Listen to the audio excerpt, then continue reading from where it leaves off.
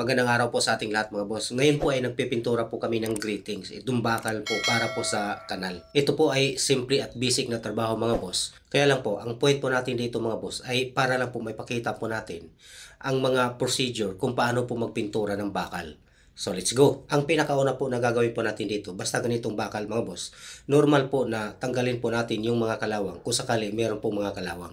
Kagaya po nitong ginagawa po namin, meron na po itong kaunting kalawang. Yun nga lang, ito po ay nakukuha po sa steel brush. Kapag ganito ang itsura ninyong mga bakal mga boss, meaning hindi po ito malala.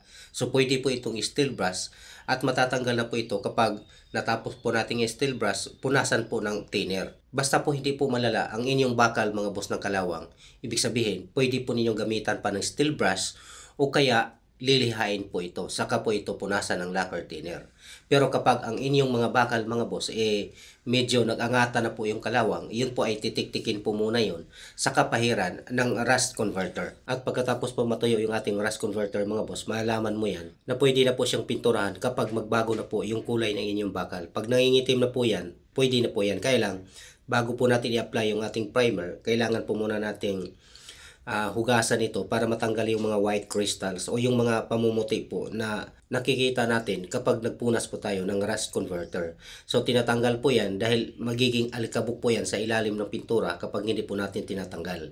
Ang resulta, umaangat po. Kaya dapat tanggalin po natin bago po natin pinturahan. At syempre, ang pintura po talaga na ginagamit para po sa bakal, dalawa lang po. Kung gusto nyo yun po ng medyo economy, gamitan po natin ng E+ metal primer. At kung gusto naman po natin mga boss na gamitan po natin ng pamalakasang pang primer para po sa bakal, yung product po ng E+, yung kanilang Galvacoat Epoxy Primer. So maganda po yung mga boss dahil hindi po basta-basta talagang kakalawangin yung inyong mga metal.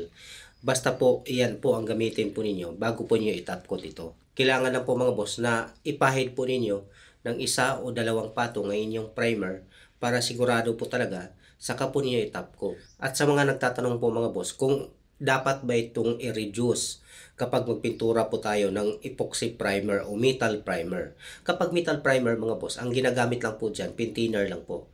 Pero kapag epoxy primer, siyempre yung sa Galvacoat ng E+, ay gamitan po ng epoxy reducer din. Kaya lang, para po sa akin mga boss, kung ganitong klase na ginagawa po namin, na natatapakan lang naman din, ay hindi na po kailangan na lalagyan ko pa ng reducer. So ganyan po ang ginagawa po namin mga boss. Puro po ito. Ang tanging halo lang po dito mga boss ay yung kaniyang epoxy catalyst. Alam niyo po minsan, kapag hinahaluan po natin ng mga thinner, ng mga reducer, at kung nasubrahan po ito, maaring mabawasan po yung property ng pintura na ginamit po ninyo. So yung pagka-solid po niya parang nababawasan po. Kaya ganyan po ang ginagawa ko, lalo na kung brush o kaya ruler ang gamit ko. Pero kapag nag-i-spray po ako mga boss, siyempre, mahirap po kasi ilabas sa spray ganyan kapag hindi mo haluan ng epoxy reducer.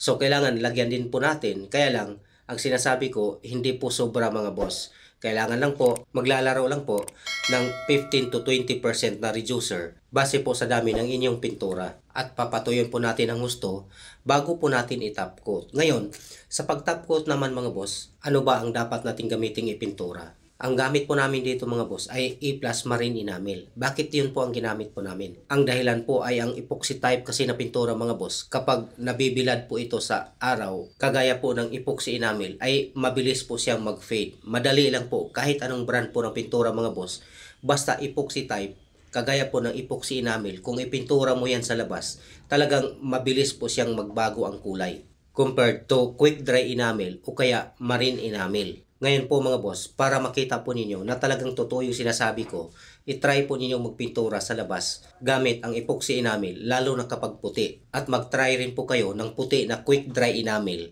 Pagtabihin niyo po yung dalawa, basta sa labas po, kung alin po ang maunang mag-fade ang kulay. So dalawa lang po ang pwede ko pong i-rekomenda sa inyo na ipintura sa inyong mga metal bilang top coat.